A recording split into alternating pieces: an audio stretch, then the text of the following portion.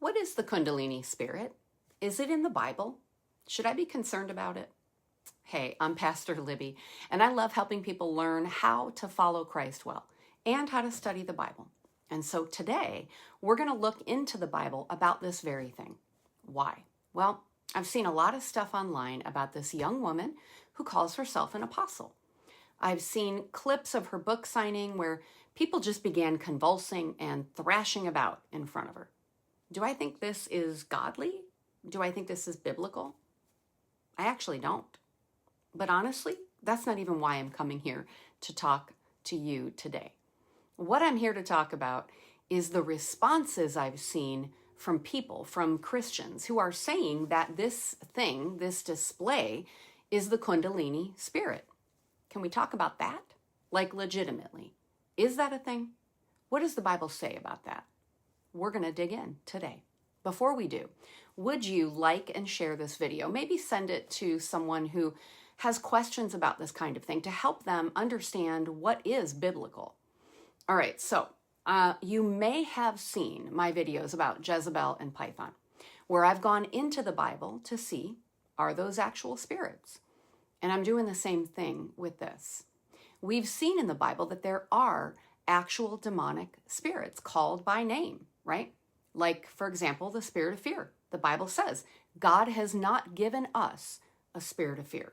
Or the spirit of infirmity, where we see a woman who was said to have a spirit of infirmity. But Jezebel and Python are mentioned in the Bible sort of indirectly, right? I do talk more about that in those videos. I'm going to link that series at the end of this video so you can go check them out and see what I'm talking about. But the thing that some people call the Kundalini spirit, y'all, that's not in the Bible, neither directly or indirectly. So where did this idea come from? Like, I looked into what it is, and it's actually an Eastern religion thing. There is zero biblical basis for calling anything that. And that, in and of itself, should keep every Christ follower from using that terminology. We should not be labeling anything as that.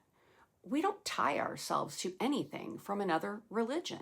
The Bible is our only foundation. We always look to the Bible. So let's look at where this idea came from. Now, this information is something you can find yourself by Googling, but this is a concept that originates from Hindu traditions. Now, in their tradition, it is like a snake or a serpent-like energy that they believe rests and coils at the base of the spine. They believe that when it is stretched throughout the body, it brings awakening, which ultimately brings things like out-of-body experiences, physical manifestations, and hallucinations. Y'all, they believe a lie. And you may or may not have caught this as I was talking, but this is tied to yoga, right? I know there's a lot of argument or debate about whether or not yoga is okay for Christians. My advice to you is to look at the origin of everything, of anything that you're getting involved in, right? If something has its origin in false religion, we probably shouldn't participate in it. I did yoga for years as a worship pastor. I had people tell me this very thing about it, and I didn't listen, right? Because I didn't have a conviction about it. But there was a time in my life where God did reveal to me in His Word that I should not participate in it. I had a regular morning routine of getting up, sitting in the living room, having my prayer time and Bible study, and then I would grab my yoga mat, lay it out in what we called the parlor, and I would do yoga before getting ready for the day. Now listen, when I say I would do yoga, I didn't do yoga that, had any religious practices in it. I was literally doing a workout program on my computer. And so I thought it was totally fine. One day, I was studying in the book of Judges, and there were some names of false gods that were mentioned in the book. And when I finished my studying, I went to do yoga that morning. And the first two poses were the names of false gods that I had just read in the book of Judges. I was like, all right, God, I hear you. I rolled up the yoga mat, never did yoga again. And I know God reveals different things to different people at different times. So honestly, there's no judgment here. I'm just giving you information, telling you my story. I always tell our church to take everything I say back to God, to go to the word for yourself. Don't take my word for it, right? Take God's word and find it for yourself. All right, so back to this Kundalini thing, y'all. It's not biblical. We don't find that language in the Bible. It's a Hindu thing, and it is demonic. If someone's talking about this by name or by description, we, as Christ followers, should call it out.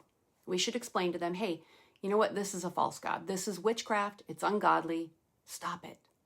Now I want to go back to something I said in a previous video, which I'm going to link at the end of this one. Subscribe so you catch other videos as they come out. Jesus called this kind of thing an unclean spirit, right? They're all evil spirits or demonic spirits, and he took authority over them. And we have that same authority.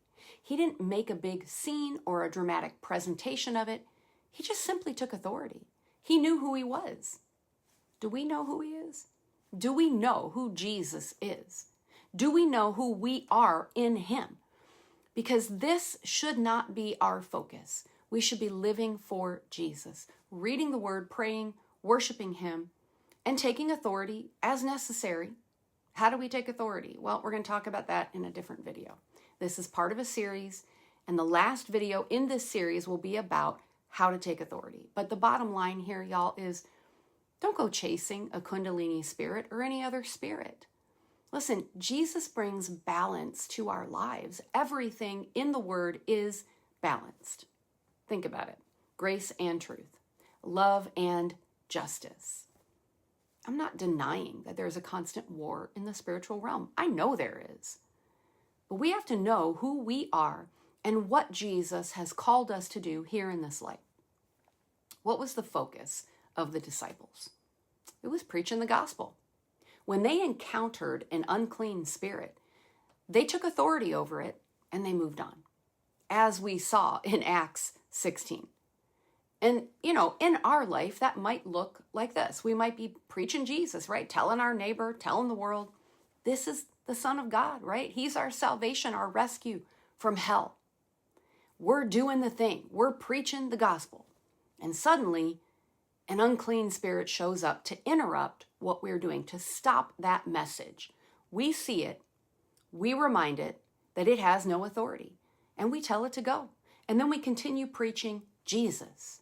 It's like when a fly gets into our house. We don't freak out.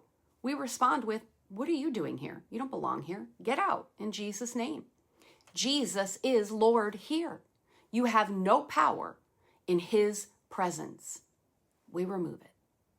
If you're fascinated by this idea of a Kundalini spirit, you should probably just repent for your fascination with it and move on.